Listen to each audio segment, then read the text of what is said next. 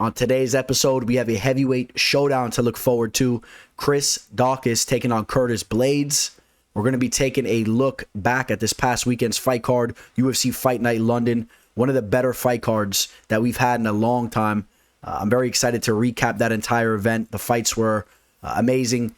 Paddy Pimblett showed up, Tom Aspinall. There's a lot to talk about in regards to that fight card. I really enjoyed it. It was great to see the fights taking place outside of the U.S., seeing the crowd as lively as it was. You saw the beers flying in the air, UK style. It was really a pleasure to see. It was another profitable event as well. We hit one of our two targeted plays. We hit about plus 0.55 units. So I'm not going to be raving about crazy amount of units we brought in, but it was another profitable event. I'm going to talk a little bit about how I was frustrated on some of the plays I hesitated on. I'm sure a lot of you guys know some of the plays that I didn't pull the trigger on that I definitely should have. We'll get into all that. We'll have the timestamps below. And with no further ado, let's get into today's episode.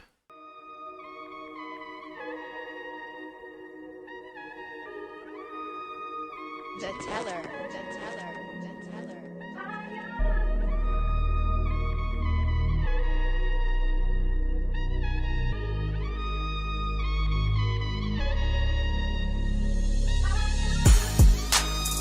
It's another day. Left jab, right jab. This is MMA. Mixed martial arts, quick body parts, undefeated when I pick 'em. Who the champ, who the victim? Looking in my crystal ball, I predict the winner. Never stop fighting. If you lose, keep your chin up. Know how the game go. I'm a smart fella. Welcome to the show. This the MMA fortune teller.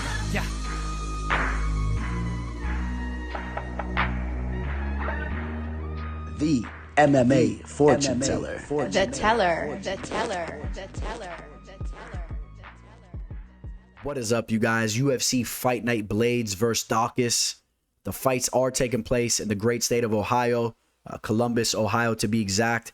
Now, you guys remember, this is great to see here. We've been waiting for a long time to see these UFC events dished out on a weekly basis throughout the entire U.S. to all different types of states. It's great to see the crowd in attendance. For those of you guys that live around the Ohio area, you guys can make the trip, go watch these fights live. Of course, this past weekend, we were able to see the UFC take place outside of the U.S., over in London, England. We saw the crowd going crazy out there. I feel it really makes these fight cards even more exciting. Again, when we're watching these fights take place on the TV screen over here in your house, we do see a lot more than just the fights taking place inside the octagon. We see the people on the outskirts. I mean, you see them in different camera angles. You see the fighters coming out, and I think it just makes the show all that more exciting. So I think it's something that I do appreciate right now, and I think that you guys should as well. Now, spoiler alert, this fight card is not nearly as stacked as the fight card that we just had take place this past weekend. And you know how Dana says you can't judge a fight card but by what it looks like on paper. You have to see how it delivers. Well, I'm going to give you another spoiler.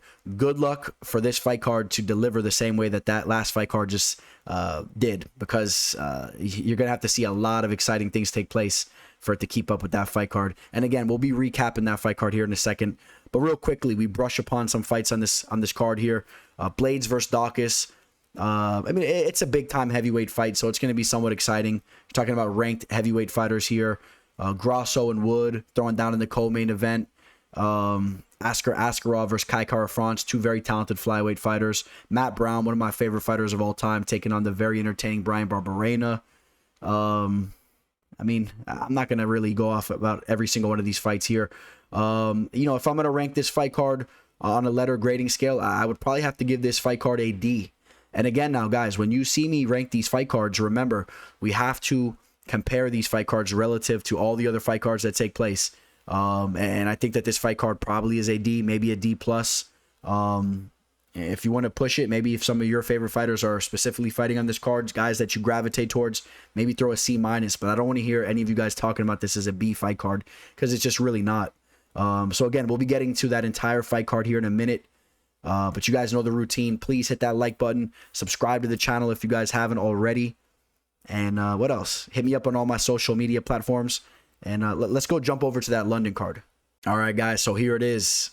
UFC Fight Night London. There's a lot to talk about here. I'm very excited to recap this fight card. I mean, it just delivered. Wow, it delivered, man. We'll start with the first fight. Muhammad Mokaev takes out Cody Durden. I mean, right away, we have something to talk about right off the jump. Muhammad Mokaev, this kid, excuse me, we talked about the potential that he has. He went in there and he showed out. Hits Cody Durden with that nasty flying knee. Did the little switch knee, hits him with the left right on the chin, rocks him. Cody goes in for the takedown, and Muhammad shows off some submission skills as well. He's so well-rounded, you could just tell. The kid is so young. He's 21 years old, and definitely, without a doubt, has the potential to be the youngest UFC champion to ever do it. I mean, he's on that track right now, barring there's no injuries. I mean, this kid looks to be very talented, and you guys know the flyweight division is not the most deepest of divisions, so I mean, I really think there's a real possibility for him to do this. He needs to keep hopping on the mic. He needs to make a name for himself, try to get some stardom here, so Dana White gives him some big fights and he can try to pull that off. I don't think we're going to see something in regards to Mokaev like we saw with Macy Barber, where she was just biting off more than she could chew. I think this kid Mokaev can throw down with anybody in the division. Let me know if you guys are impressed with his performance there. Elise Reed takes out Corey McKenna. A very close fight. Reed was landing some solid shots there. On one of the judges' scorecards, McKenna won 30-27. How did you guys score that fight? I thought it was very close. I thought McKenna could have possibly pulled it off. I had it more like a 29-28, and that one round could have really went either way. McKenna was getting some takedowns later in the rounds. It was a close fight. Jack Shore takes out Timur Valiev. Here we go, man. Timur Valiev had some moments in this fight where he was really out-voluming Shore on the feet. He was more active. He was landing some nasty leg kicks. At the end of the day, though, Shore was the much larger man in there. We saw that. He's a very talented grappler. He was really letting his weight hang on Timur, and Timur really kind of gassed out in there, man. He got tired, and the weight was just too much for him. I'm still high on Timur Valiev. I think he's a talented fighter. I think we could take a little bit of a step back off him. And to be quite honest, I think you could possibly take a little step back off Jack Shore as well. He has some holes on the feet, and he's not going to be able to go in there against everybody and hang on them and rip them down to the mat. There's going to be guys in the division, in the bantamweight division, that are going to stuff those takedowns, and he's going to have to evolve with his striking more so before I take him very serious.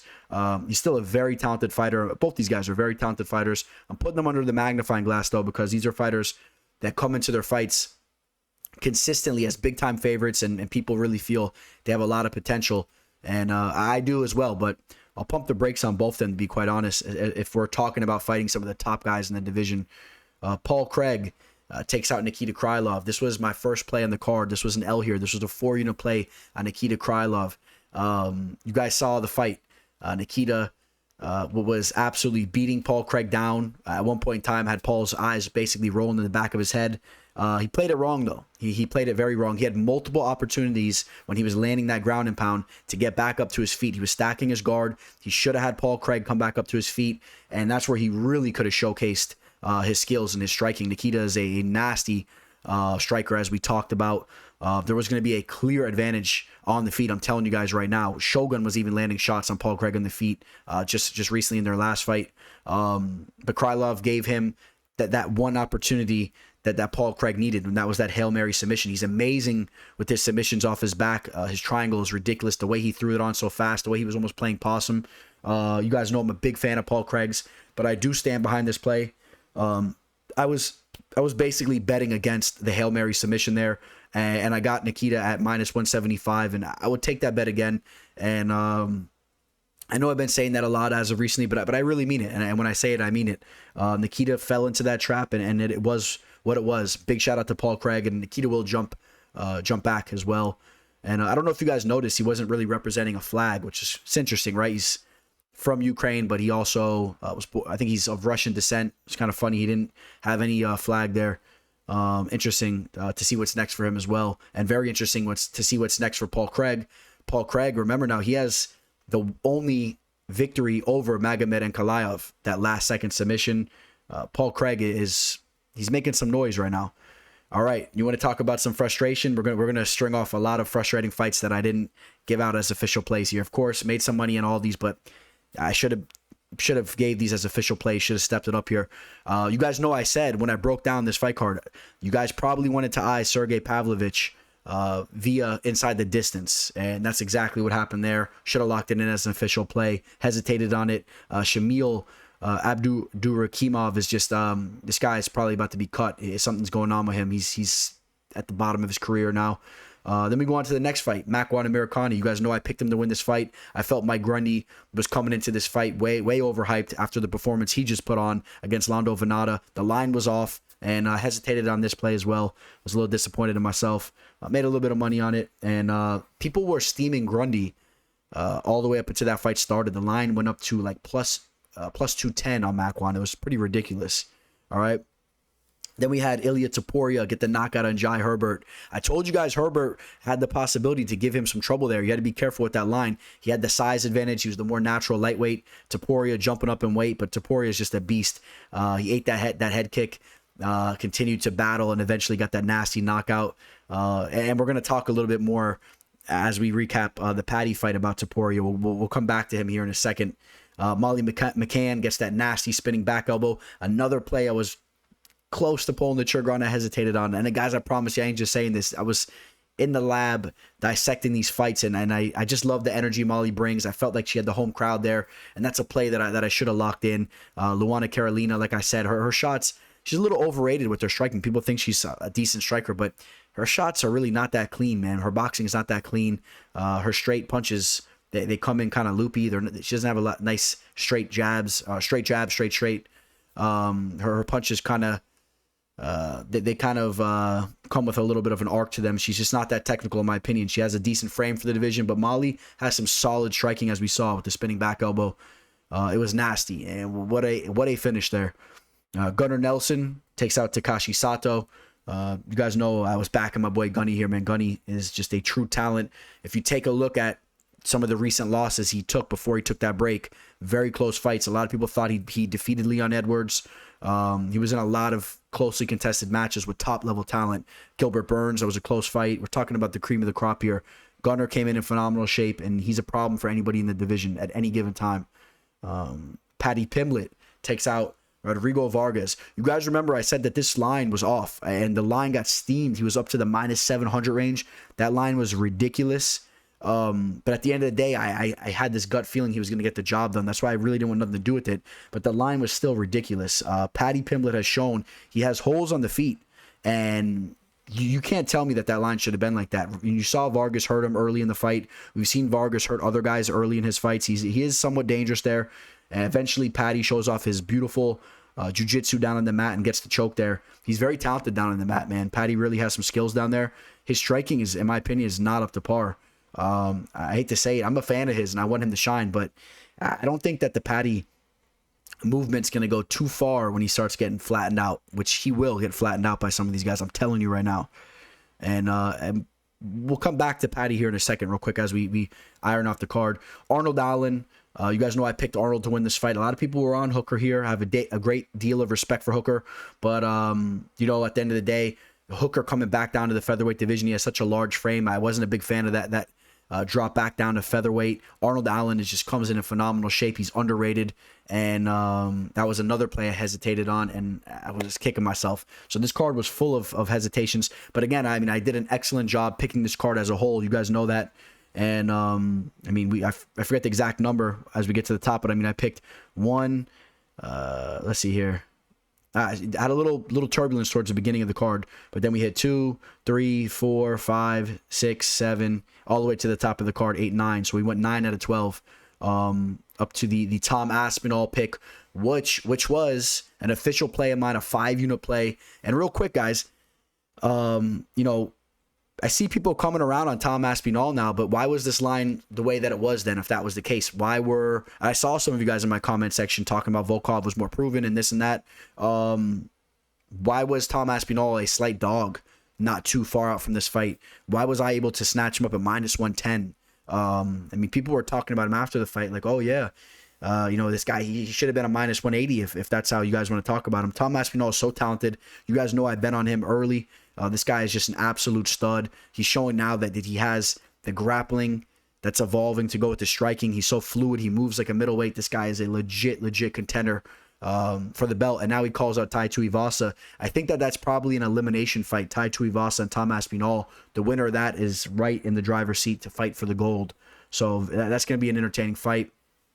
And I can't wait to break down that Tai Tuivasa versus Tom Aspinall fight. I think you guys know where I'm going with that. So real quick, that 5-unit play at -110. Just to clarify, we profit 4.55 units on that play. You subtract the 4 units play on Nikita Krylov. It's a 0.55 unit profit on the card. Some of you guys, I'm not trying to be hard on any of you guys, man, but some of you guys are in the comment section trying to give some steam out there, trying to put some heat out on me saying, oh, you didn't profit. If you guys are out here throwing serious money in these bets, you guys need to learn how this game goes, man. It's simple math. You got to at least know how those numbers work. Otherwise, I really don't understand how you guys are profiting if you don't really understand the simple mathematics of betting in regards to 2 plays and just subtracting one and counting your winnings on another.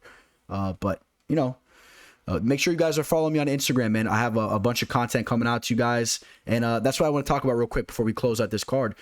I believe, and I'll read off a quote from myself here, there's no question that the next fight to make is Pimblett versus Topuria. But if I am being honest, I think Paddy tries to avoid the fight. It is a very bad matchup for him. And in fact, I would take Topuria to win via KO or TKO. And I believe that. I really believe that. I think Topuria would probably get the knockout on Paddy. And from everything that I've been hearing Paddy say all throughout this fight week, after that whole beef, we saw the beef between the two guys. Where Paddy threw the hand sanitizer at him. Topuria kind of cornered him with his boys. I don't hear nothing from Paddy talking about, let's do this fight. Now, remember here, and I talk about that here on the right too, Paddy only has 2 wins in the UFC. Topuria has 4 wins in the UFC. Topuria is a proven fighter now in the UFC. He's a true talent. You can't tell me that Paddy's a step above him. Man up. They got some issues here, and square up and fight. And again, I hope I don't come off like I'm hating on Paddy, because I'd be rooting for Paddy in that fight. I like everything that Paddy's bringing to the table, but you guys know I call it how it is here. So that's what I wanted to say about that. And with that said, that's going to recap UFC Fight Night London. Again, another profitable event. We are now, for this year, 2022, we have profited on 7 out of 9 fight cards. Of course, I didn't profit in a major way this last fight card. And again, one of those ones I'm not counting that wasn't a profitable event. Out of the 2 was basically a stalemate as well. So we've been killing it. We've been killing it for the year 2022. I'm very excited. And we're going to make this upcoming fight card a profitable event. Mark my words on that. And it's time to swing over there. Let's get over there. So kicking the fight card off, we have 2 talented strikers throwing down in the featherweight division. Luis Saldana taking on Bruno Souza. We'll start off with talking about Luis Saldana here for a second. Saldana did have a big-time knockout victory on Dana White's Contender Series, where he was awarded the contract. He had that victory over Vince Murdoch. If you guys remember, Vince Murdoch is a Team Alpha Male product, a little bit of an undersized fighter. At least in regards to that fight, he was much undersized in compared to Saldana. But we got to give credit to Saldana, man. He landed the big shot. He showcased some of the abilities that he has on the feet. He's tricky there. He switches stances. He's diverse with his attacks. And there's definitely some things to like about what he possesses there. But I also do see some glaring holes in his game. And, some of those holes are, as I feel he doesn't engage himself that good with his cardio. He throws a lot of these attacks that really, they really use a lot of energy. And he tends to kind of slow down as the fight goes. He makes some mental errors inside of his fights at times. We take a look at what he's done since that Vince Murdoch victory, goes into his UFC debut, and in my opinion, loses that fight to Jordan Griffin. And I think if you guys actually rewatch that fight, if you don't remember it correctly, I think that you guys will agree with me. He did lose that fight to Jordan Griffin. He was taken down multiple times. He really slowed down. And again, those spinning attacks that he was throwing, it really had his legs looking a little bit like Jello there. He was kind of stuck in the mud, and you don't really like to see that from a fighter you have money on. And then he goes back to his next fight there against Austin Lingo and really gets beat down on a little bit, gets kind of outclassed there. Lingo did more than enough to get the unanimous decision there. So Saldana really could be on a 2-fight losing skid. Then you got Bruno Souza. Bruno Souza, the black belt in karate. He has that traditional karate background. You see him here doing a little bit of sparring here with Lyoto Machida, one of the karate goats in regards to MMA. And Souza definitely brings that element into the cage. Very light on his feet. He has that karate-based striking stance. He can definitely give guys problems there. And we saw it against Melsik Bagdasaryan. That's who he fought in his last fight. And Melsik is a guy that is very hyped up. He's a very, very dangerous kickboxer. Well, some of that karate stuff that Souza does on the feet was giving Melsik some big-time trouble there. And even though he lost that fight, I think that he overperformed based on what the odds were going into that fight. That was his UFC debut. I think that he overperformed there. So, if you kind of gauge what he did in that fight, maybe you translate this for those of you guys that watch other sports, especially in regards to what's going on with college basketball right now, right? March Madness. Sometimes when you're looking at some of these teams, you want to gauge what they did throughout the season based on, if did they cover the spread. Say there was a team that was a 16-point underdog, but they only lost by 2-3 points. You give them a little bit more respect. You see that they're kind of overachieving, and that's what Souza did in his UFC debut. He overachieved there. He actually put up a pretty good test against a very talented Melsik, and now he's coming into this fight very hungry, and this has all the makings to be a very entertaining fight. Both these guys should be more than willing to engage in the feet. I think this fight takes place in the feet for the entirety of the fight. Maybe somebody gets the knockout early, doesn't go all 3 rounds. If it does go all 3 rounds, I think that they are plenty comfortable going tit for tat there and seeing who's the more talented striker. Saldana will be throwing the spinning back kicks. Souza will be light on his feet. He'll be going in and out, throwing head kicks at Saldana. This is a good fight here. Souza only 26 years old. He's going to have a 3-inch reach disadvantage, 1 inch shorter. Saldana has a decent frame for the division here. I'm going to go with Souza to win the fight. I think that, Souza showed to be very tough in that debut there, showed to have some legit talent. I think that he can kind of branch off that last performance and get a victory here over Saldana. And again, just when we talk about Saldana, although he's definitely talented on the feet and he can be dangerous with certain elements there, he's a guy that's 15-7. He has some losses on his resume that are against questionable fighters. This isn't a guy that's necessarily just some stud prospect that's going in there, throwing all these wild spinning attacks, and he's kind of like a Sean O'Malley-esque fighter. I mean, he has a little bit of that element to his game, but he's definitely lacking some other elements of his game in regards to getting the job done there. So I'll go with Bruno Souza to win the fight there. But I do think that this fight can play out closely on the feet. We'll see who really implements their striking more so, who takes advantage of the distance there and starts to really implement some nice attacks there on the feet. And we'll take a look at the live line. We have Luis Saldana right around a -120 favorite, with Souza at even odds. It's a very close line. I know some books have had Souza opening up right around +110. We've seen it drop a little bit, so some slight action coming in on Souza. I'm interested to see what the public thinks of this fight here, because I know a lot of people were high on Luis Saldana going into both of his last fights. And again, I think it has something to do with the spinning attacks that he throws and some of the flashy knockouts that he's put out there. But I'll take Souza, the grounded, disciplined black belt in karate there. We got 2 Russian middleweights throwing down here. We got Aleksei Khizriev taking on Denis Tiuliulin. Now, Aleksei Khizriev had an amazing performance on Dana White's Contender Series. Absolutely dismantled his opponent. You can see the entirety of that fight over on his Instagram. I mean, he just ripped his opponent down to the mat, pulled off the rear naked choke in seconds, really showcased some of the Sambo wrestling skills that he possesses. Now, you guys tell me if I'm off on this one, man, but does he not look like a giant Hasbulla? For a second, I was really getting a kick out of it. I feel like he is Hasbulla if he was of regular size, not even regular size, if he was a big boy, man. Looks like Hasbulla, very much so to me. I mean, even the smile, like a little Hasbulla smile. Please, you guys, comment below and tell me that if this is actually Hasbulla and the Russians did some kind of experiment and got him jacked up and big. But you know, all kidding aside, you know, he had a very, very impressive performance on the show. Now his opponent, Denis, 10-5 as a professional. He's getting a big time opportunity here. When you break down tape on him, he's a scrappy fighter. I could see why he's getting this opportunity here. I don't think it's so much based on the skill and potential that he has, but maybe even a little bit more so of the energy and the fight that he brings into the cage. This is a guy that's very active. He's constantly looking to hurt his opponent. If he gets reversed, if he falls upon his back, he's constantly throwing strikes. He's lacking a little bit in his wrestling, in my opinion. I've seen him taken down a little bit here and there.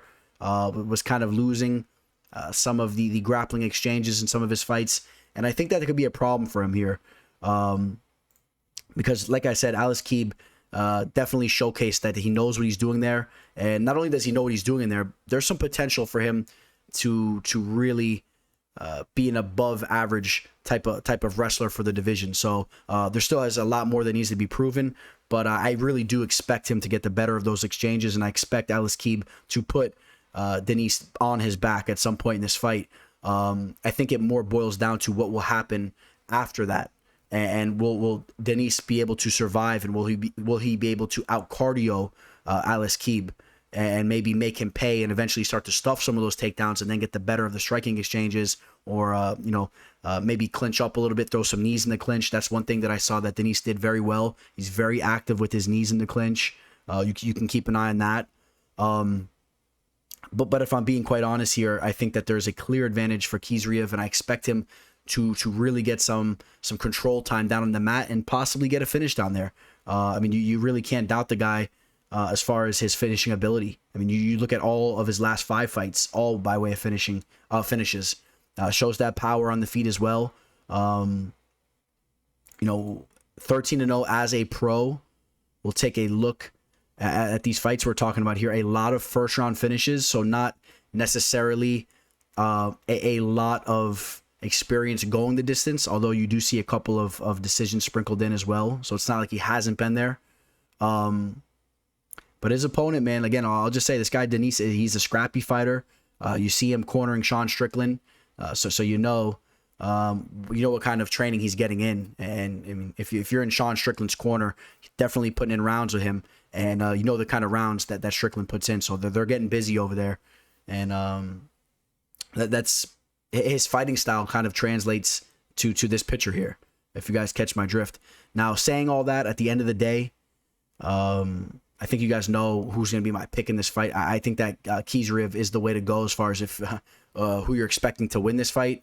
From a value standpoint, do you trust Khizriev at a -350 betting line, making his UFC debut here? I'm not necessarily sure if that's what you want to do as far as mixing him in a parlay or doing something with him there. But I think he gets the job done. I think that he's going to win those scrambles. He's going to be on top.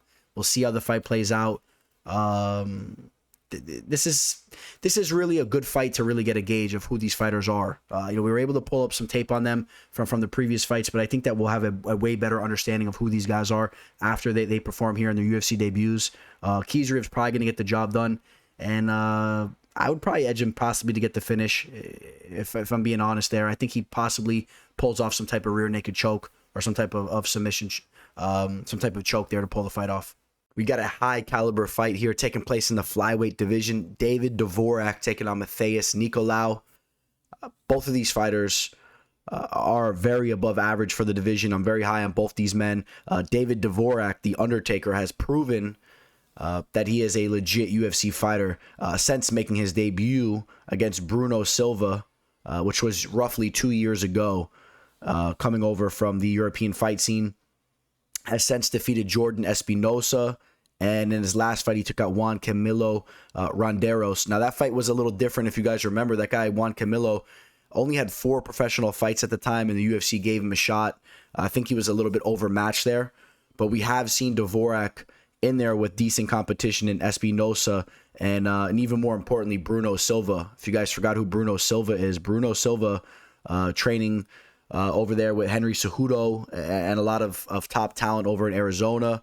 a guy that has solid wrestling, big power in his hands, and David Dvořák did more than hold his own in that fight. It was a closely contested matchup too, but Dvořák did take that fight. Matheus Nicolau, this is a kid here. Actually, let's take a look at his age now, because he's been around the block for quite some time. He's not necessarily a kid anymore. 29 years old. Matheus Nicolau, I still want to refer to him as a kid because I still remember him being very young on the Ultimate Fighter Brazil, I believe it was. Might have been Latin America, or I believe it was the Brazil Ultimate Fighter. He's been around for a long time. Had an original stint in the UFC. Departed for a little bit, came back, and now he's doing his thing here. He's been looking very good. A very well-rounded fighter, an excellent striker, very, very composed on the feet, loves to work the calf kicks and the leg kicks, good strikes with his hands. He's very competent down on the mat with his jiu-jitsu. He's very much so a complete fighter. And we've seen him in there with some legit talent as well. Of course, we got to bring up Manil Kape. He's a fighter that has shown to be very dangerous. He constantly gets that knockout shot, and Matheus was able to avoid that and do his thing there. And his more recent fight, he took out Tim Elliott.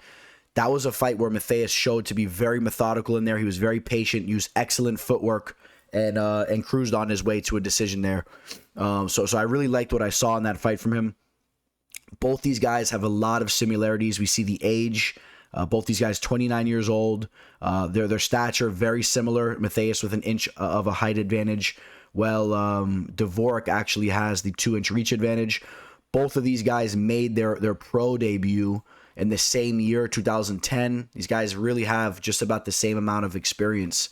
They're very similar fighters. We take a look at their pro records.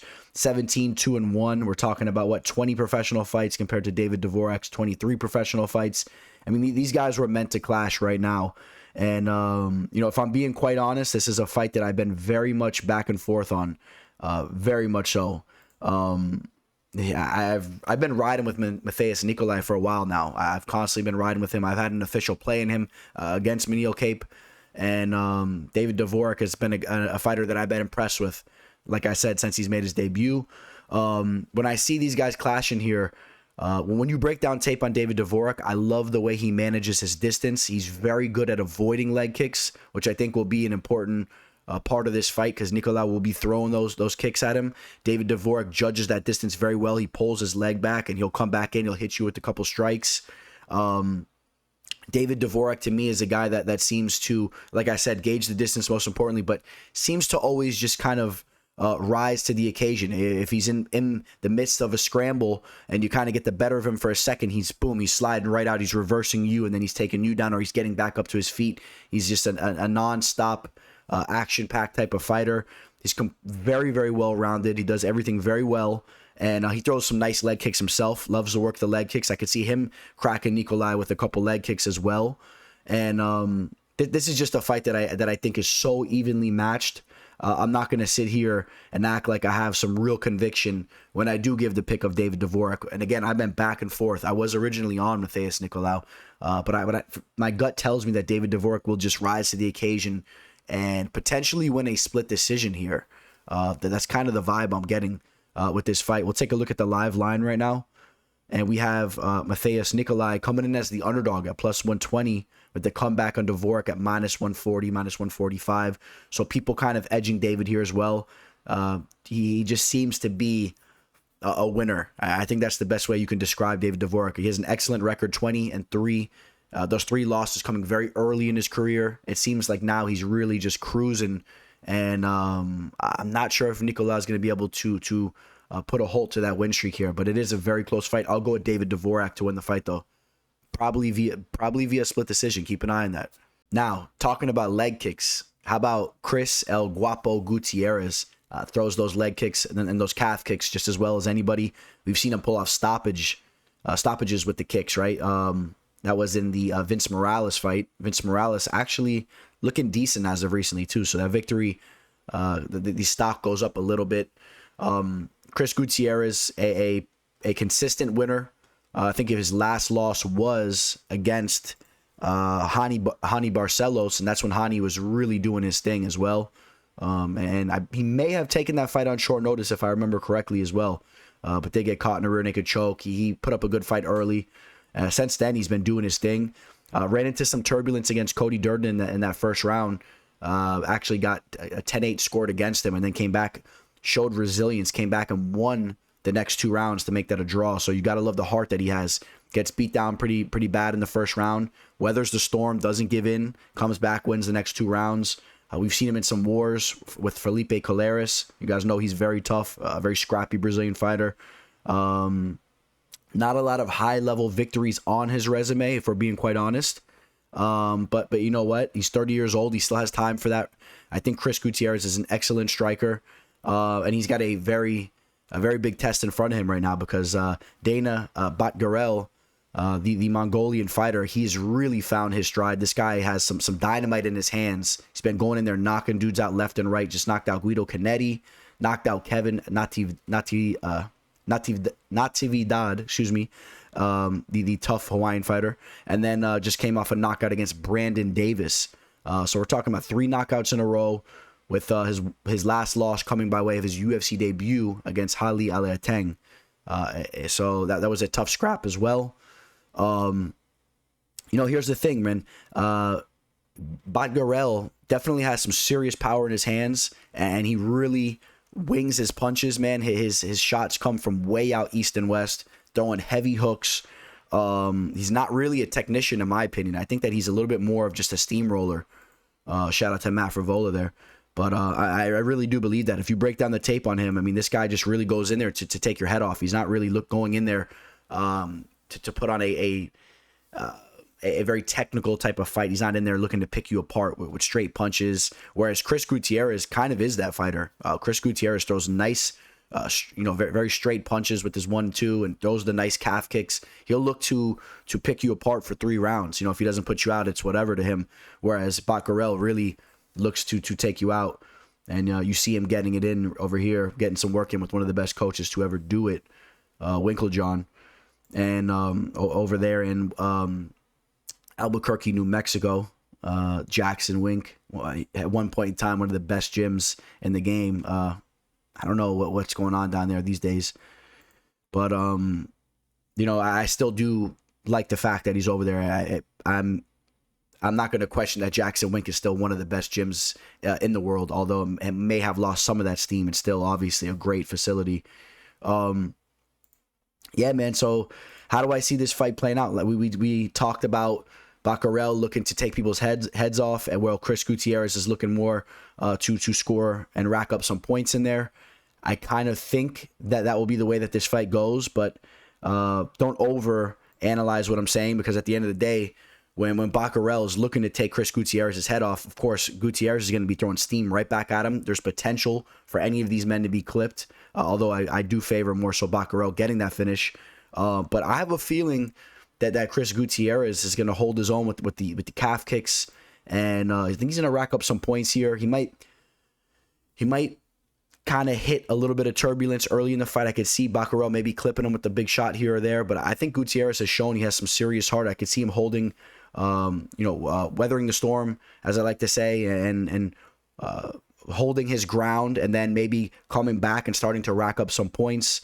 And he's going to have a 3-inch reach disadvantage, although he's 2 inches taller, which again does translate to the leg kicks. Okay, he's 2 inches longer, and that usually or generally will translate into the legs there. So I think that he could hit Batgerel with some of those kicks.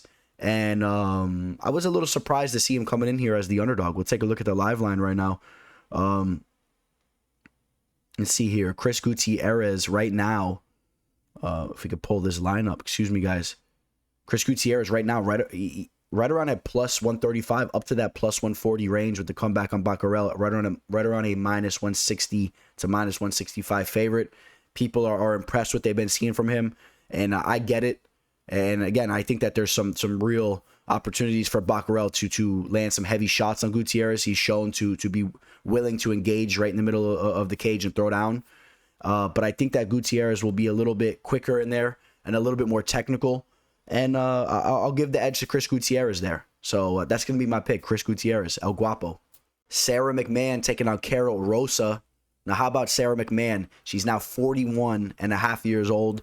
Got to throw that half in there so it makes her even seem just a little bit older. So you guys catch my point here.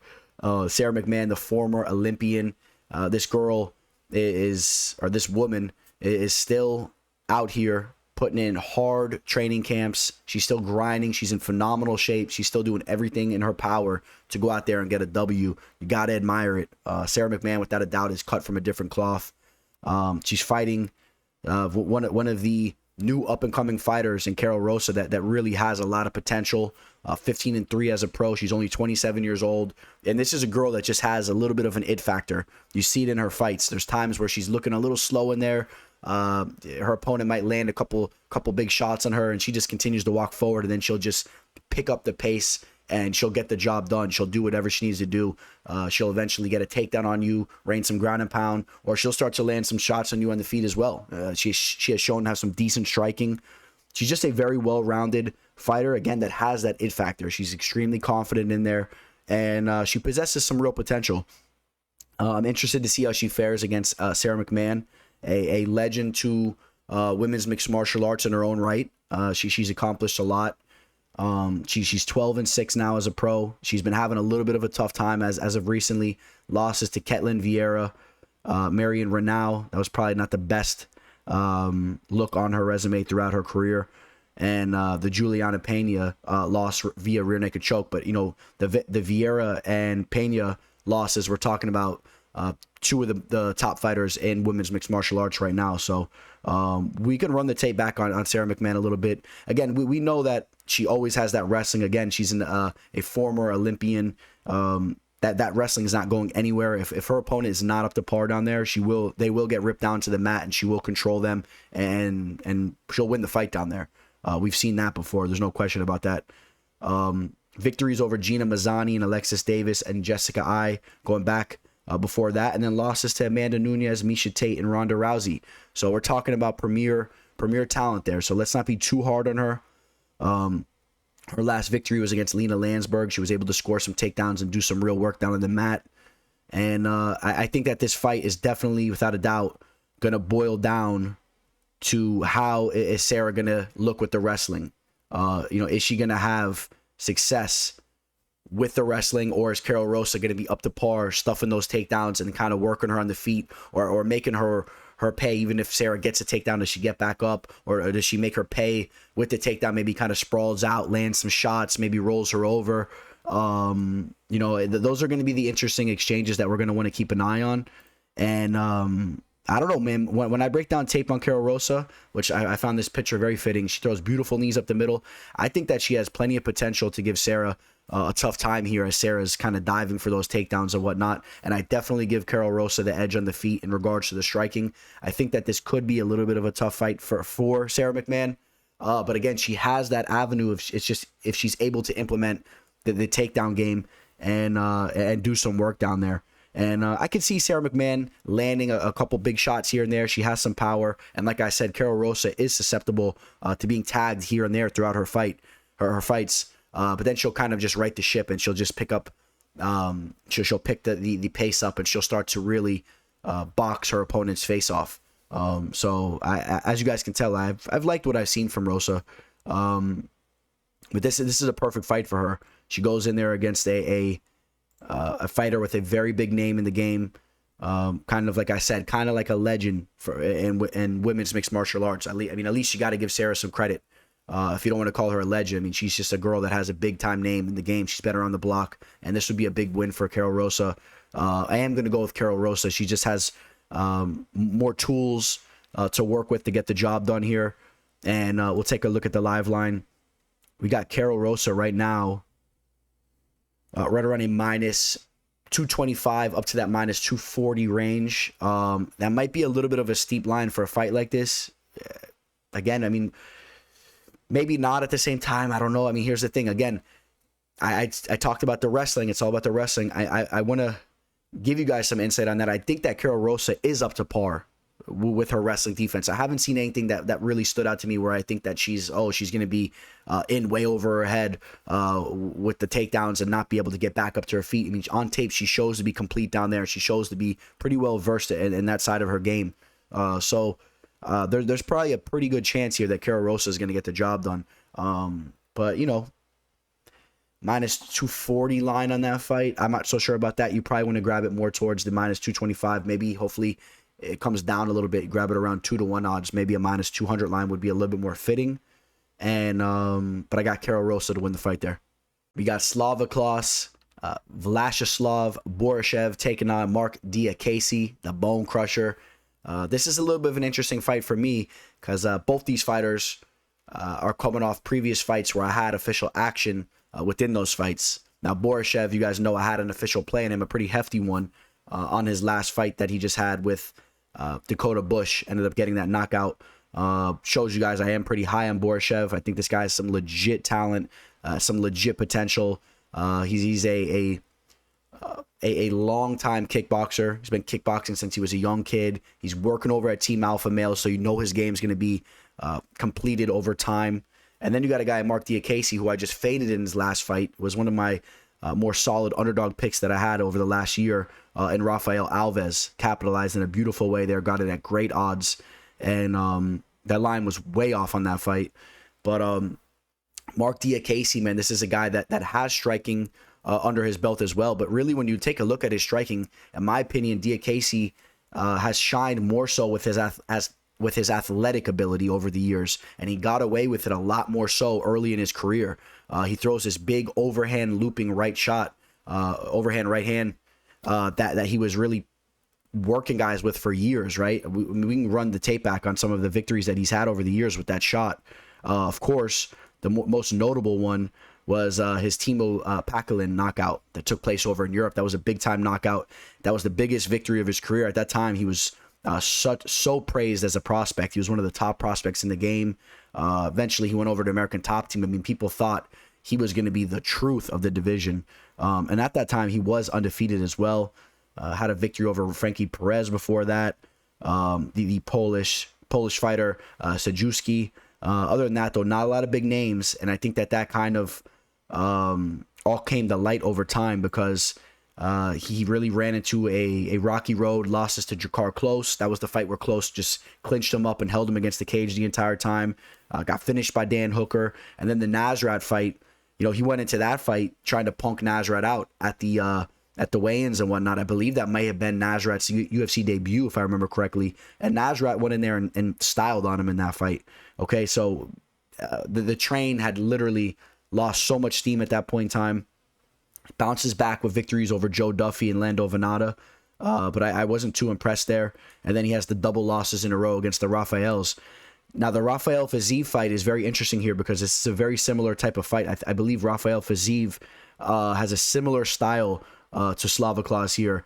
More of a power punch striker, a well-rounded kickboxing type of fighter. And I think that this fight could play out very similarly, where the more complete striker gets the better of those striking exchanges. And that's where I'm going with this fight. I think that Slavoklas will get the better of the striking exchanges here.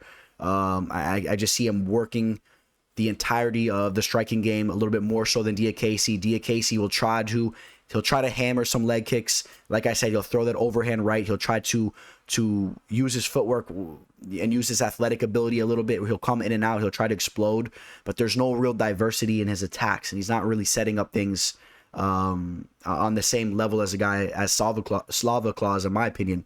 And at the end of the day, I think Slavoklas shows to have way more power than Diakiese as well.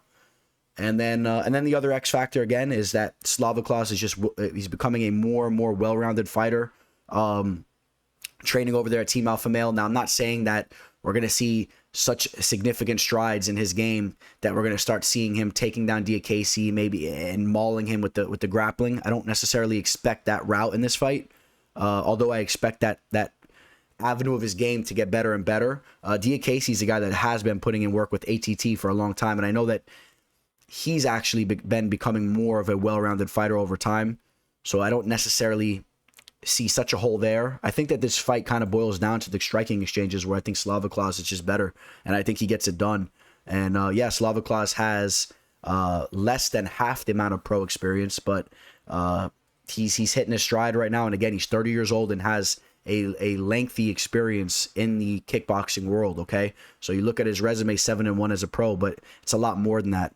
Diakiese will have a 4-inch reach advantage, even though he's 1 inch shorter. That's nothing new. Diakiese has an excellent frame. He's an excellent athlete. For whatever reason, he just hasn't really been able to put it all together here. So you guys know I'm on Slaviklaus to win the fight here. And we'll take a look at the live line. And Slaviklaus right now, right around a -190 up to that -200 range. So right around a 2-1 favorite. It's a very interesting fight. Diakiese still at the end of the day is a very dangerous fighter. And you're talking about a fight here where these guys are going to go tit for tat. Diakiese always has that potential to land a big shot. But I think that looping shot will be a little bit too telegraphed for Slaviklaus. He'll be seeing that coming from a mile away. He's been in that world for a long time, and he knows what he's seeing there. I got Slaviklaus to win the fight. Neil Magny taking on Max Griffin. This is a very important fight for both of these fighters here. I think that this is an interesting fight here in the sense that you got a guy, Neil Magny, right, that was pushing his way towards the top of the division not too long ago. He had a big main event fight against Michael Chiesa. If he was able to be the victor in that fight, we would have really been talking Magny up at this point in time, working his way right towards the top of the division. That setback was holding him back a little bit, but he went out there, got a victory over against Jeff Neal. I think if he goes in here, gets another victory over a guy, Max Griffin, who's on a 3-fight winning streak, it could really help him get back to that place that he was at. You got a guy, Max Griffin, that's on that 3-fight winning streak. If he can go in there, string off 4 victories in a row, and get a victory over a guy like Neil Magny, it's going to do wonders for his career.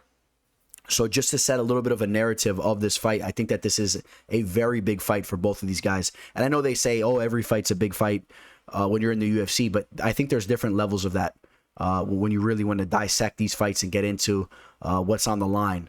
This is Max Griffin's biggest fight of his career, and this is one of Neil Magny's biggest fights of his career, especially he's at the age of 34. He cannot afford to take a loss here against the surging Max Griffin. Now, when we take a look at these fighters, man, I want to talk about Max Griffin here for a second.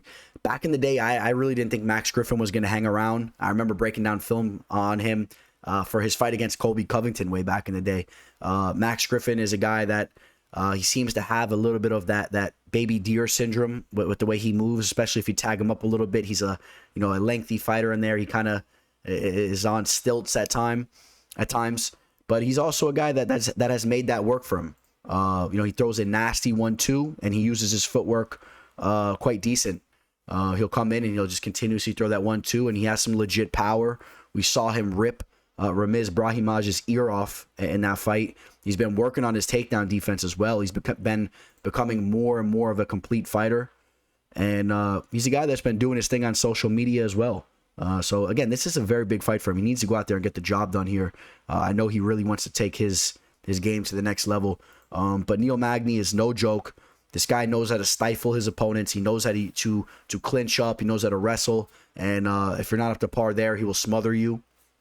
And if you break down tape on him against Chiesa, that fight against Chiesa, you might not really understand who he is as a fighter, because I really believe that was just an off day at the office for him. I don't know what was going on with Neil in that fight, because that is not how he performs. Got dominated by Chiesa, and usually he's the one doing that to his opponents. Neil Magny, former I don't know, an army member, I believe he was. I believe he was part of the military, so shout out to him for that. I believe he was in the army. Just a very professional type of fighter. Man, this guy doesn't leave any stone unturned. This guy is doing everything that he needs to do to get prepared for his fights. There's no question about it.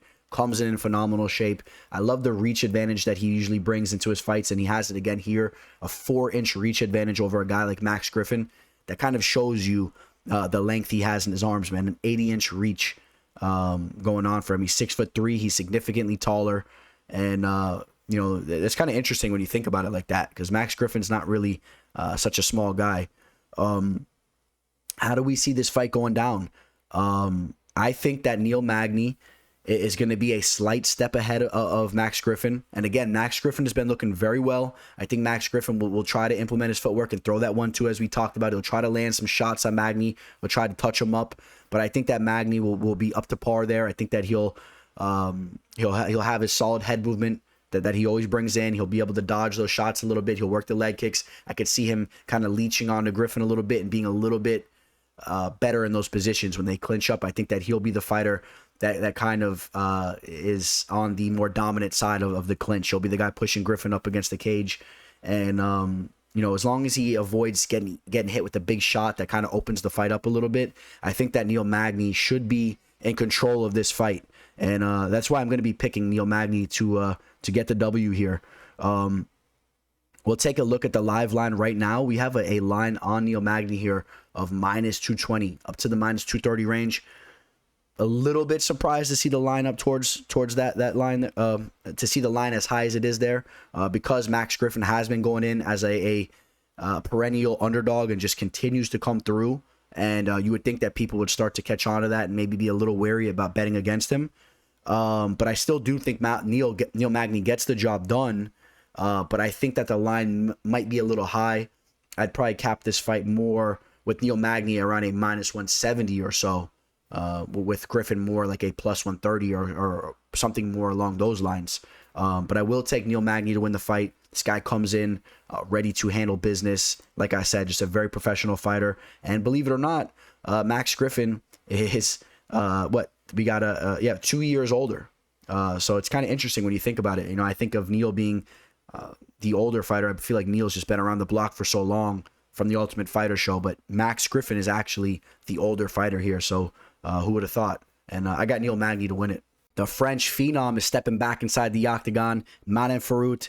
She's going to be taking on Jennifer Maia, a true veteran of the game, very well-rounded, seasoned fighter is Jennifer Maia. I got a great deal of respect for her. This is a solid step up for Manon here to really prove that all the hype is real. I'm very excited to see how this fight takes place and how it plays out. Manon Fiorot, this girl has just been outclassing her opponents on the feet. Her striking is just beautiful to watch. As of right now, she has a knockout victory over Tabitha Ricci. She had that knockout victory over Victoria Leonardo, who was a little undersized in that fight. And that was her UFC debut. And then in her last fight, she had the victory over Mayra Bueno Silva. I would say that Bueno Silva was probably the toughest of those three. She did go to decision in that fight. This is a step up in competition, man. Jennifer Maia, she has underrated striking. She has very solid grappling, good wrestling, very, very solid BJJ. We saw the trouble that she was able to give the GOAT of women's mixed martial arts, in my opinion, Valentina Shevchenko. We saw the trouble she gave her early in that fight, although she did fizzle as the fight progressed. But I think Jennifer Maia's stock definitely went up after that fight. I'll never forget watching the live line on that fight. You never saw anything like that. Shevchenko was like up in the -1400 range. She was dropping all the way down to the -200 range. I think even somewhere in the -100s at one point in time, maybe when she was down and she was getting controlled there. The lines were all over the place in that fight. And that fight took place, that was back a little bit over a year ago. Since then, she bounced back with the victory over Jessica Ai, and then in her last fight, she lost to Caitlin Chookagian. That was a tough fight for her, right? That Caitlin Chookagian loss, that was a fight that she had already taken in the past. She lost before. She was trying to get some redemption there. I was all over Chookagian in that spot. If you guys remember, I had her on a straight money line play, and I also had Chookagian to win by decision. We grabbed that. The decision victory was almost at even odds. That was a bit of a snipe there. And that was just to kick the year off, right? That was just 2 months ago. And I think that was a stylistically bad matchup for Maia. If you're able to stuff the takedowns of her, you're able to keep it on the feet. If you're a premier striker in the division like a Chookagian or like a Manon Fiorot, you could definitely give Maia problems there. Maia has good boxing and good pressure, but she's not super diverse with her striking. Her kicks aren't the greatest. You don't really get overwhelmed from her in that standpoint. Manon Fiorot is a girl that is on another level with the striking, in my opinion. She's a true athlete. She's a true striker. Expect to see all different types of maneuvers being thrown at Maia as you see her here throwing elbows. Understand that the kicks are nasty as well. I'm excited to see her throw down, man. I'll say it again. And we're talking about a true athlete here. And Manon Fiorot.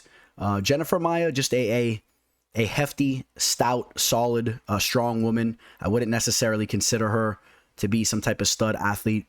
But again, you do need to be wary of Jennifer Maia's BJJ skills as well in this fight. If Maia is able to close the distance, and if she's able to smother Manon, maybe we see some success in this fight for Maia. But I don't want to lead you guys down the wrong path. I don't see that happening. I think Manon Fiorot's footwork is beautiful. I think that she'll be able to circle out of any danger there, and she'll be able to land her shots at will.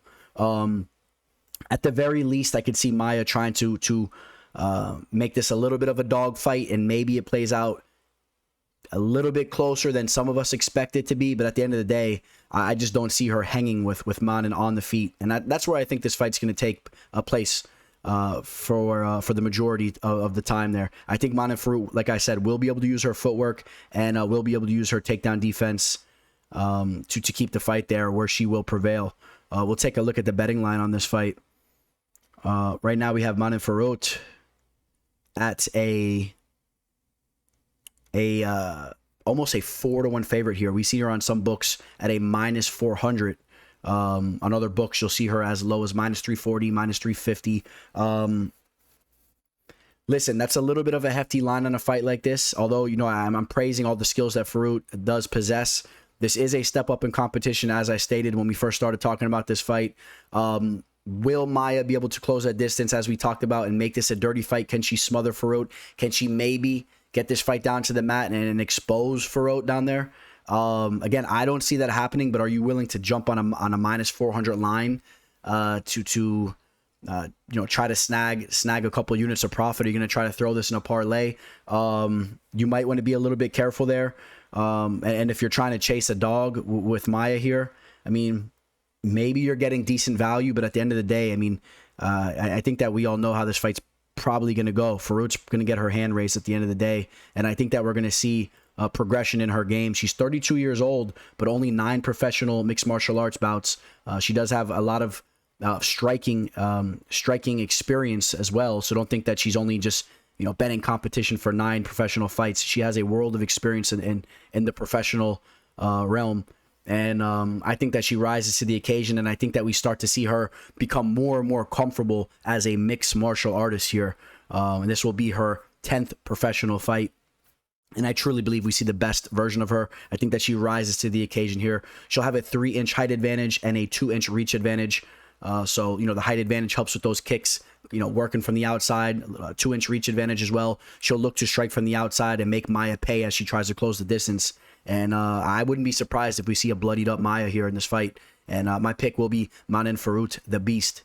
We got 2 OGs of the game throwing down here. Ilir, the Sledgehammer Latifi, taking on Aleksei, the Boa Constrictor Oleinik. I have big time respect for Aleksei Oleinik. As a lot of you guys know, I think it was the second MMA Live discussion episode that I had the pleasure of doing. Aleksei came on, and we chatted it up for quite a bit there. And that was going into a big fight of his. That was actually going into the Derek Lewis fight, I believe. Yes, that was. That was after he defeated Fabricio Verdum, where he really pushed the pace in that fight. And then he had that big fight with Derek Lewis there. No, he's an interesting fella, to say the least. He's an interesting fella, but a guy that's strictly business is what I would say. A guy that's just there's no real messing around with him. He didn't really like to joke around too much. This guy's strictly business. He's now almost 45 years old. He's still grinding in the gym. We know that he has pulled off such a wide variety of submissions. I mean, his submission arsenal is not something to be underestimated. Of course, the Oleinik choke. I mean, he literally patented the choke. I mean, he'll submit you while you have him mounted. I mean, pulling off all types of stuff. But he does a lot more than just that patent choke. I mean, this guy can pull an armbar on you. He can pull off anything there. I mean, he can pull all types of chokes, guillotines and whatnot. He has a very strong grip. I don't know how flexible he is these days. I don't know if he's tossing up triangle chokes like Paul Craig. But if you guys catch what I'm saying here, man, this guy can submit anybody, really. If you're slacking, if you start gassing out a little bit, like Latifi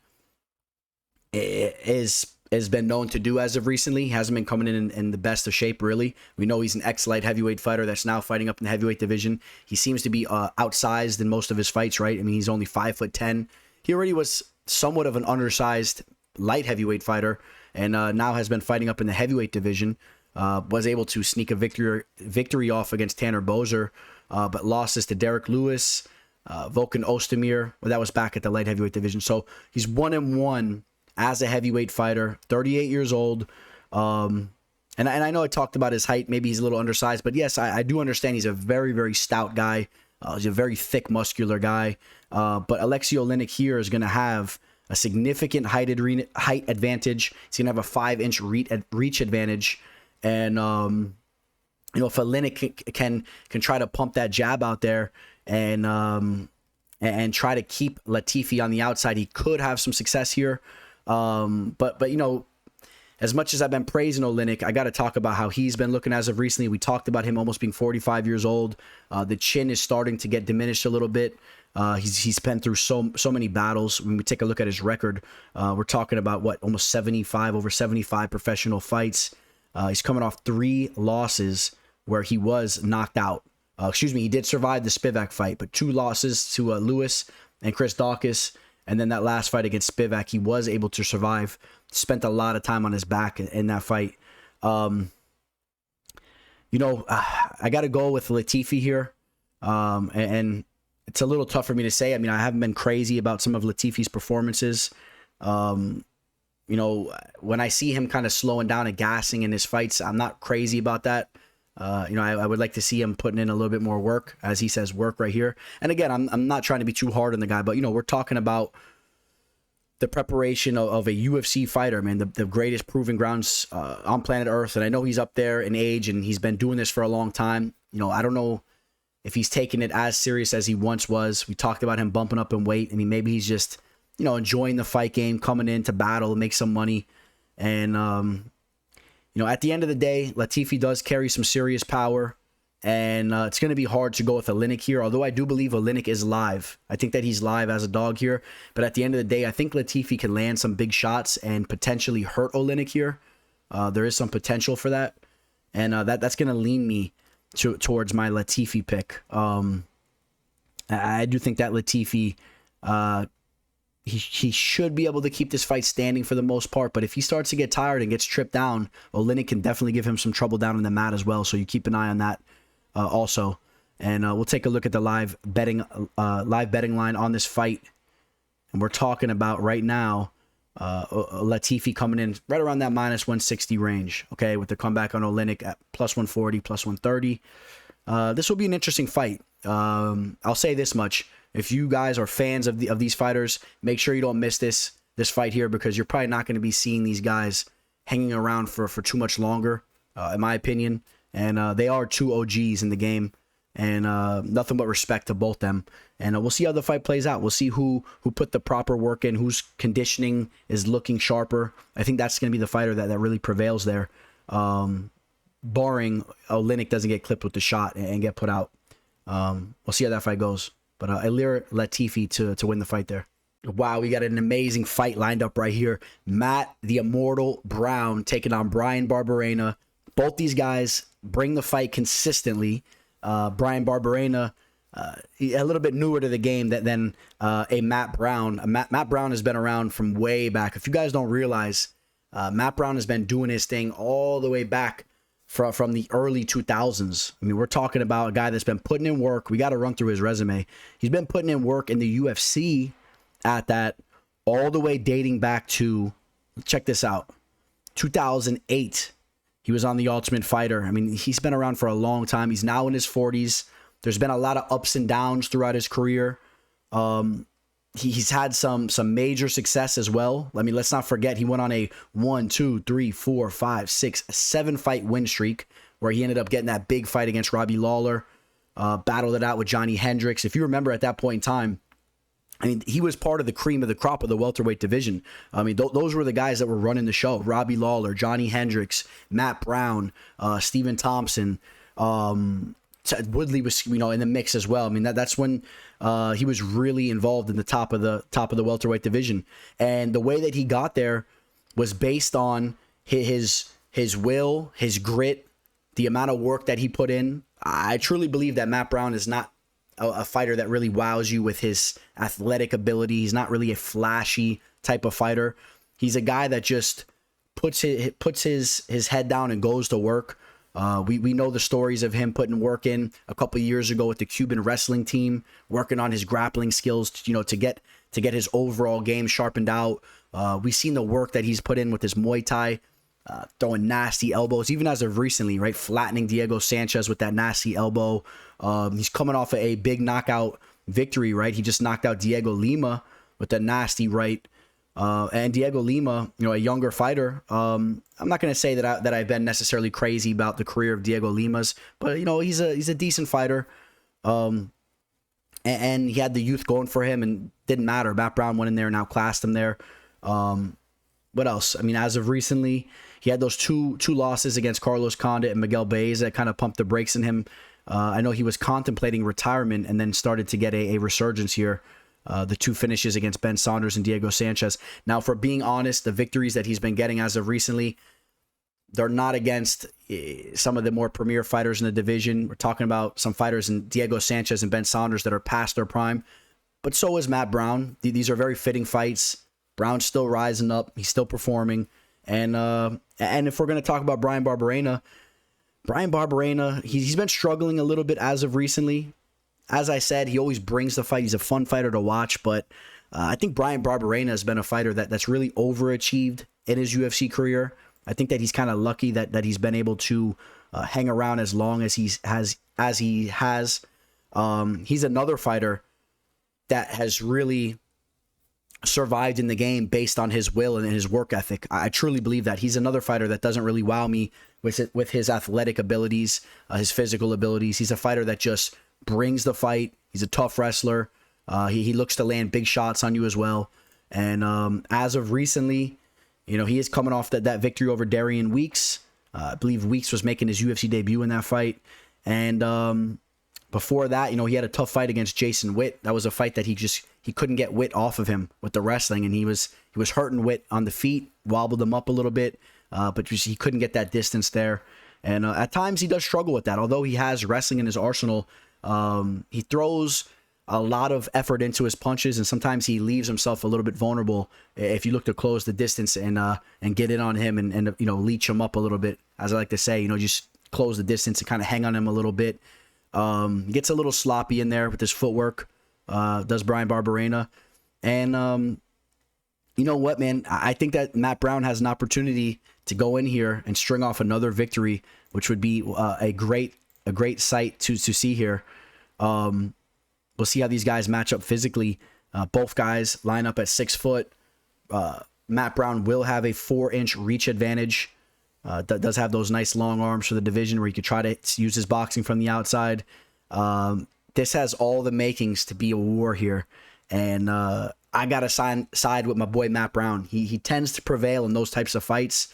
Now, if you match him up right now with a guy that's a little bit more technically sound, a little bit quicker on the feet, a little bit more flashy, Matt Brown could definitely run into some problems right now, especially for where he's at in his career, at his age. He's a little bit slower at this point in time.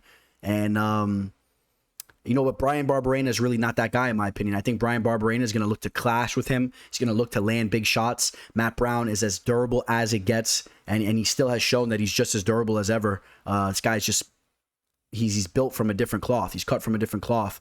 We know the name, the Immortal. We know his background, his story.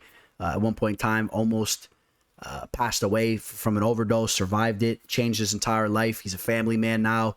I'm a big fan of Matt Brown's, and I would love to ever have the opportunity to chat it up with Brown or to meet him in person. And I'm going to be picking Matt Brown to win this fight. And again, this is going to be a war here. It's pretty much a straight pick 'em. For the most part, we're talking right down the line, straight up matched odds, -110 to -110. And pick your poison, as I like to say here. I'm siding with Matt Brown. I don't know how much longer we're going to get the pleasure to watch him battle it out. So you also... you take note of that. This is a guy that's contemplated retirement not too long ago. He's in his 40s. Make sure you're tuned in and make sure you're ready to watch a Matt Brown scrap because he has a very fitting opponent that will meet him halfway here.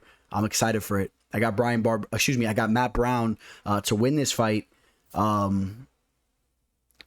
would edge this fight to go to the distance. I think they really battle it out, and I think that these guys are durable, and I think that we see a war here. and they go 3 rounds. So I'm excited for it. I got Matt Brown to win it. Askarov taking on Kara-France.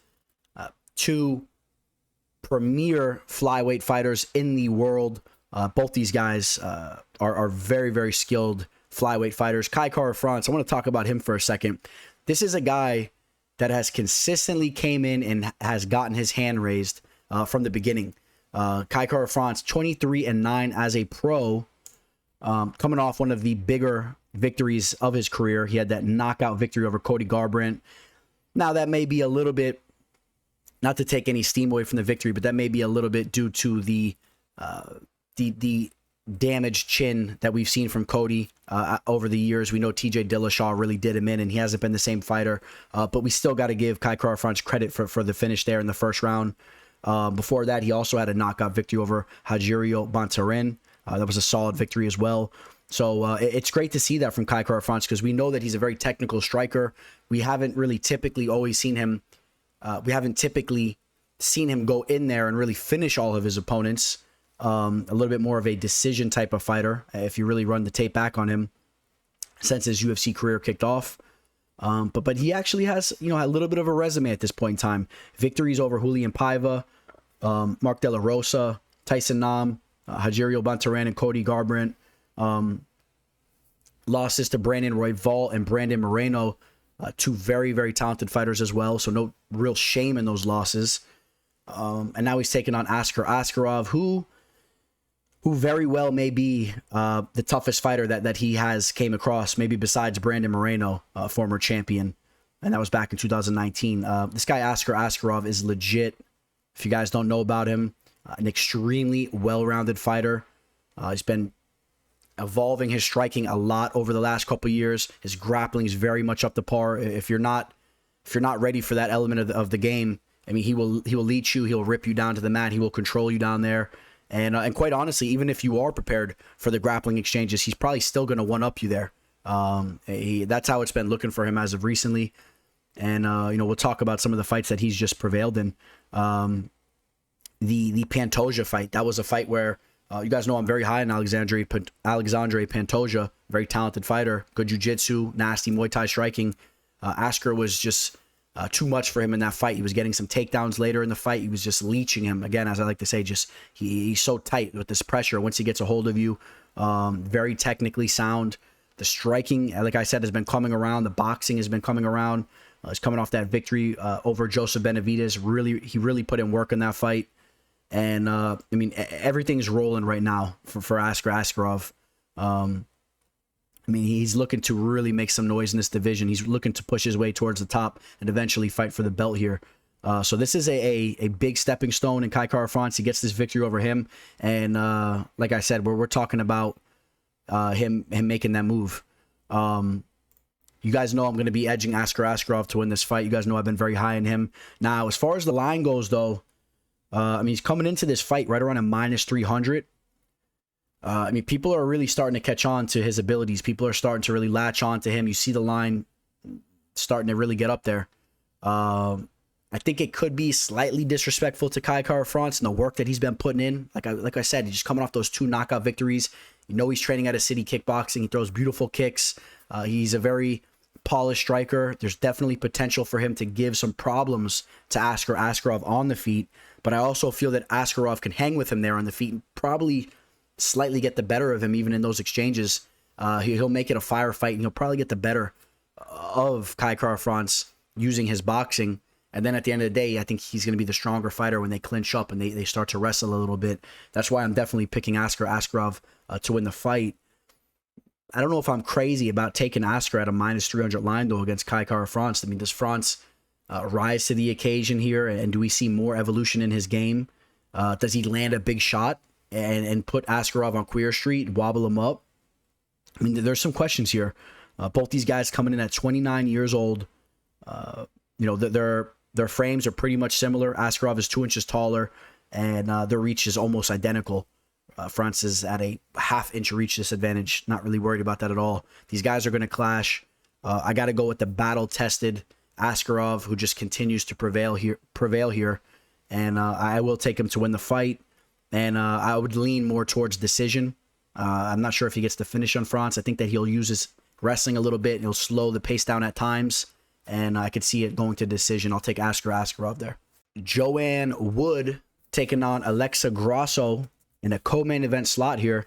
Joanne Wood has only won one of her last 4 fights, but still getting the respect that she deserves because she always brings the fight. Now, I know there's been an issue. She's been trying to find that Calder. The Calder has been missing. Nobody knows what happened, how she went from Calderwood to Wood. It's just, it's a very baffling and confusing situation. Just poking some fun as it kind of caught me off guard the last time we were breaking her fight down. But obviously she's married to her husband. I believe it's John Wood, right? Big Wood, MMA. You see him here. And believe Joanne's rocking the shorts with his face all over it. So it's pretty funny there. But Joanne Wood, 15-7 as a pro. I think back to the times when Joanne Wood was really starting to make a name for herself. She was on The Ultimate Fighter. That was that season where the winner of that show was getting an immediate title shot, I believe. Or no, that's when they were opening the division. So yeah, it was going to be to get that shot at fighting for the inaugural championship. I do believe I'm correct on that. And if you guys remember, there was actually this crazy betting line that you could have got before that show premiered on certain books across seas for the odds for there to be a Scottish UFC champion within the next year or whatever it was, or a year or two. And it was ridiculous. It was like whatever, you couldn't even imagine what the line was. It was a fitting line because it seemed unrealistic. I don't know if it was plus 50,000, whatever it was.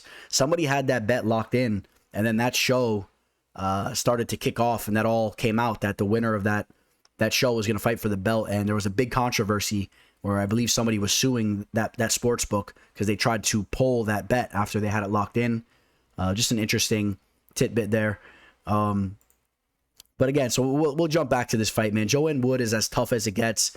A very gritty striker. She has nasty Muay Thai. She'll look to get bloodied up with you, man. She doesn't mind if she's bleeding a little bit. She'll continue to walk forward. She'll look to press you. She'll look to elbow your nose off. Aleksei Grasso, on the other hand, is a very skilled fighter, a very talented striker, great footwork, great boxing.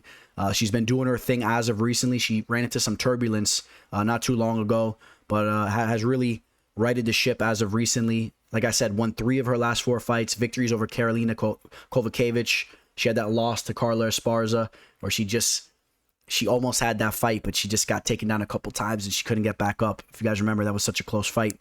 Believe it may have taken place in Mexico. I forget, but bounced back with 2 victories over Ji Young Kim and Macy Barber. And the Barber fight was a good look for her there. And, she's in full control right now, as she should go in here. She should get a victory over Joanne Wood, and we should be talking about Grasso on a 3-fight winning streak at only 28 years old, and things are cruising for Grasso here. And we know that she has all the makings to be a star in the game if she could just elevate her skill level a little bit more so. We want to see her working on the takedown defense and her ground game a little bit more so as well when it comes to fighting more of the premier fighters in the division. Now, I don't think she's going to have a problem with Wood there so much, although be wary that Joanne is a crafty fighter, and if you're slipping, I mean, she'll grab a hold of your wrist and she'll throw a little inside trip takedown and she will get on top of you. I mean, she's a well-rounded fighter, but I think that Grasso will be a little bit too prepared for that to happen. I think that she'll be up to the task. She'll be more athletic. She'll be a little bit more explosive. She has just more things going for her going into this fight, and that's why you guys know I'm leaning Grasso, as I'm sure a lot of you guys are. If you guys are taking Joanne Wood to win this fight, please let me know. Comment below. I want to see who's rolling with Wood to win this fight. I do believe that Wood has the potential to make this a gritty fight, a bloody fight, but I just don't know if I see her getting the better of the striking exchanges and whatnot. I think that Grasso comes in here and should prevail. And, at this point in time, Joanne Wood is almost a decade older than Grasso. So you take note of that as well. Joanne Wood still has the baby face and she's still doing her thing. But we'll see how long that will last. And you guys know I'm picking Aleksei Grasso to win the fight, and we'll brush upon these odds. Aleksei Grasso right around a minus 220 favorite. If you're lucky, you can grab her right around that minus 200 line, which I don't think is that bad of a line. But you guys do know a lot of times I say you got to be careful with some of these type of lower weight women's mixed martial arts fights. They do tend to play out closely quite often. If you guys really check the numbers and you check the odds on some of the fights, you'll see a lot of fighters coming in more so as big favorites and not really performing that to the same level as when you look at men's mixed martial arts. Usually, this is my opinion, when I check the numbers and I analyze this, I take note of this quite often. A lot of times when you see male fighters coming in around that minus 300 range, they tend to come through more so. I feel on the women's side of things, you see a lot of upsets. You see a lot of wild things happen at times, or more so what I'm saying is you see a lot of fights play out closely. That's how I should word that. You know, you'll see these fights, you'll see split decisions, you'll see some of these underdogs keep the fight close enough where they sneak off a decision or, you know, an upset. And just be careful because Joanne has that potential here. But at the end of the day, I take Aleksei Grasso to win a decision victory here. Hey, you guys, just want to throw a couple things at you real quick. For those of you guys that shoot me messages, reaching out to me, wondering about how you can get my official bets, all my contact information is below. Shoot me a message on Instagram, Twitter, or an email, and I can send you over my pricing if you're interested. Like I said earlier, we've been absolutely killing it. Absolutely killing it. We're talking about profiting on 7 out of 9 fight cards since 2022, and that's after all the work we put in 2021 where we absolutely crushed it. So you guys already know 2022 is going to be by far another profitable year, at least the way things are going here, and you guys know I'm very confident on that. Also, if you're looking to sign up for a new sports book, you guys know I will send you over my referral link for bovada.lv, which is a website that I highly recommend. If you guys sign up through my link and you make a deposit of $50 or more, and make sure you clarify the referral email and make sure I give you the correct one. It's not MMAfortuneteller@gmail.com, but you shoot me a message, we'll clarify all that. I'll give you the other email. Make an account, sign up. I'm giving you an entire weekend of picks for free, including my sports betting weekly picks, where we've been absolutely crushing it over on the college basketball scene and absolutely killing March Madness. Shout out to everyone that's working with me over there as well. So real quick, guys, I appreciate you. If you're interested, shoot me a message. Now, that was the co-main event that I just broke down, believe it or not. Joanne Wood versus Aleksei Grasso, co-main event slot. Again, the UFC giving respect to Aleksei Grasso, too, trying to get her pushed up to that higher level of stardom. She has that potential there. And but not the biggest of co-main events. That's why I told you that this fight card is a little bit below average. Now we get to the main event here. Curtis Razor Blaydes taking on Chris Daukaus. Both these guys recently coming off knockout losses to the Black Beast, Derek Lewis. Both of them devastating knockout losses. Chris Daukaus has lost only 2 months ago. So you got to love the resilience of Chris Daukaus to just want to jump right back in there because he just got put out. So a lot of times you'll see fighters want to take some time off after a loss like that. You know, when Curtis Blaydes got knocked out by Lewis, that was a year ago. And he took a 7-month layoff, whereas Daukaus is coming in on a 2-month layoff. So an extra 5 months in there. And you guys remember Blaydes took that disgusting flying knee as he shot in for that takedown, and Lewis put him out. One of the best knockouts we've ever seen in the game. What an underrated knockout that was, the way Lewis timed it. Now, when you're talking wrestling in the heavyweight division, Curtis Blaydes is the name to talk about. I believe that. I think Curtis Blaydes may have the best wrestling in the division. If not, he's right up there, 1A, 1B.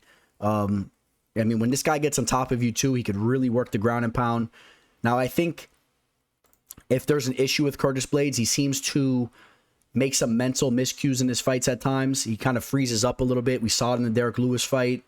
We saw it when he was fighting Francis Ngannou at times. You know, he got caught. He kind of got stuck in the mud a little bit. He kind of froze up. And again, we're talking about Francis Ngannou, so let me not be too harsh on him there.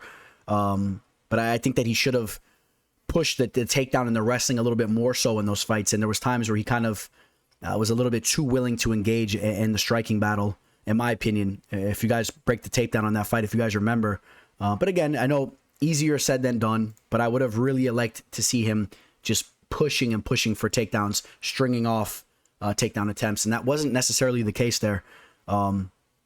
Besides those losses to Francis Ngannou, And the loss to Derek Lewis, he's pretty much been perfect. And in fact, he really has been as far as his record goes. Just wins all throughout the board. Victories over Alexander Volkov, Junior Dos Santos, Jairzinho Rosenstruck in his last fight, Aleksei Oleinik, Alistair Overeem. That was a great fight for him. He really just beat down on Overeem inside of his guard. And now he takes on Chris Daukaus. Chris Daukaus, a talented striker, a talented boxer. Chris Daukaus moves very quickly. He's very light on his feet for the division.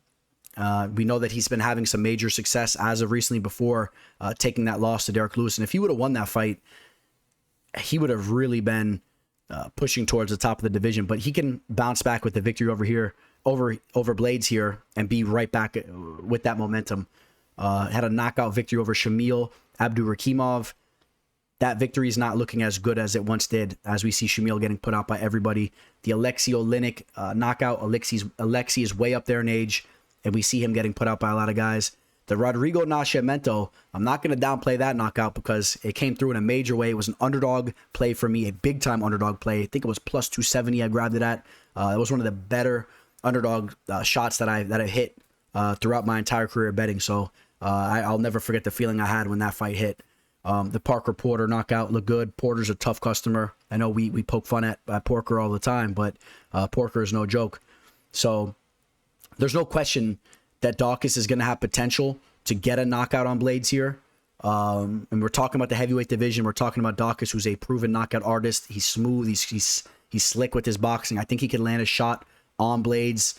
I think there's potential that if Blaydes can't consistently get that takedown and smother him with the wrestling, that we could see Daukaus kind of shine a little bit with his boxing skills and get the better of Curtis with the striking. Curtis is a big boy. He throws heavy leg kicks. He has good power in his hands as well. But if we're being realistic, Curtis Blaydes is not the most polished striker. He's just not. He's a little bulky with his striking. And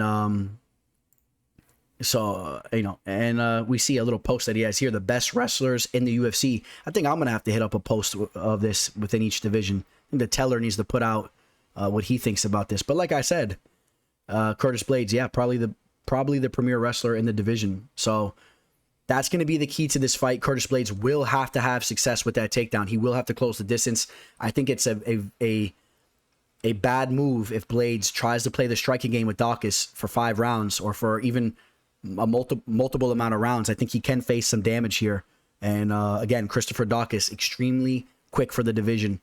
And I think that Daukaus is a little bit more live than people are giving him credit here. He's coming into this fight up at the plus 260 range, up to the plus 270 range. I think that you should be a little bit careful, but at the end of the day, it's always very nice to have your money it's always nice to have your money backing a guy that has the wrestling abilities of a Curtis Blaydes. He's a guy that you throw money on, and for the majority time when you're betting on him, you're able to sit back on the couch and just kind of relax and watch the money come in, or you're able to watch the parlay. If you have a 2-team parlay or something like that, you're able to watch things go over very smoothly. I mean, he gets his fighters, he gets his opponents down, and he works and he dominates. And there's definitely potential for that to happen as well. So, I don't want to sit here and tell you, stay away from Blaydes at this line, because Blaydes, like I said, has only lost to 2 men, and that's Francis Ngannou and Derek Lewis.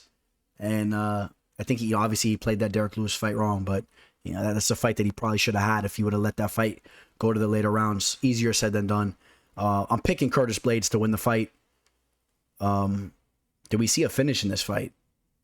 You know what? There's a possibility we see Curtis Blaydes land some devastating ground and pound as well and hurt Daukaus there. Daukaus is coming off that nasty knockout loss. We'll see how the chin is.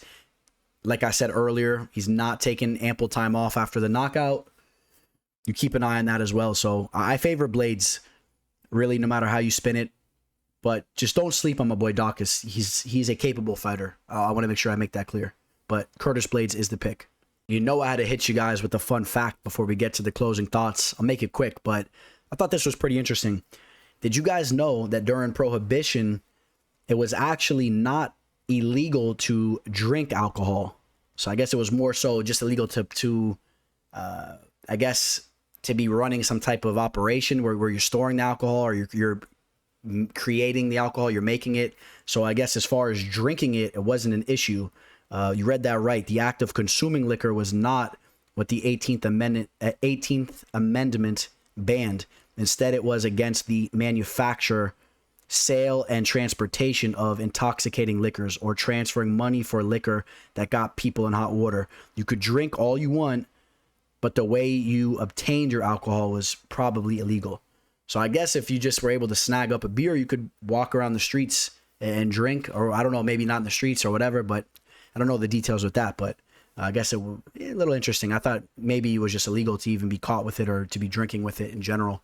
But, you think back to those days where they tried to ban alcohol, and it's kind of comical to even imagine how they could try to stop that. But that's a little fun fact I'm going to leave you guys with. And then other than that, we got to hit the closing thoughts up. Big shout out to all you guys that support me over here. As I've been telling you, we're getting closer and closer to having that studio. In fact, I believe I'm only going to be recording one more fight prediction video here at the Penny Bar. I think I have one more, and then I'm going to be in a whole new setup. And you guys got to give me some time. We'll see how the first couple videos go, because I'm going to be setting up a whole new studio, so it might not be obviously as set up as I want it to be. It's going to take a couple weeks, but I'll be recording in the new studio, and you'll start to see everything behind me really amp up.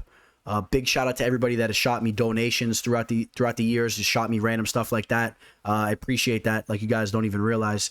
I'm looking to get a lot of new equipment, new cameras, new microphone, potentially a lot of new stuff. So you're just gonna see a major step up in the production of what we got going here on YouTube. As I've been telling you guys, you're gonna be seeing a live show from me weekly. You're gonna be seeing the fighter interviews, fighters coming on, and all that, all types of new content coming at you guys. So I'm very excited for that. And like I always like to say, I appreciate all of you guys so much. And I know without you guys, I wouldn't be doing nothing.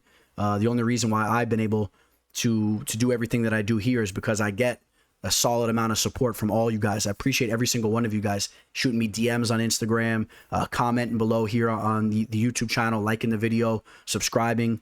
It really means a lot to me. So I appreciate every single one of you guys, man. And just want to close out with that. All right, so you guys all enjoy the fights. If you guys want to keep up with me throughout the rest of this fight week, if you want to hit me up during the fight week leading up to this Saturday, shoot me a message. You guys can catch me at Instagram, MMA Fortune Teller _, on Twitter, the MMA Teller. And if you don't have any of that, you want to shoot me an email. You know, my email is MMAFortuneTeller@gmail.com. All right, guys. You guys all have a great rest of your week here.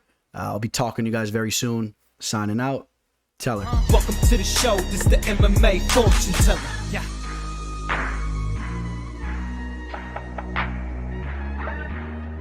The MMA Fortune Teller. The teller.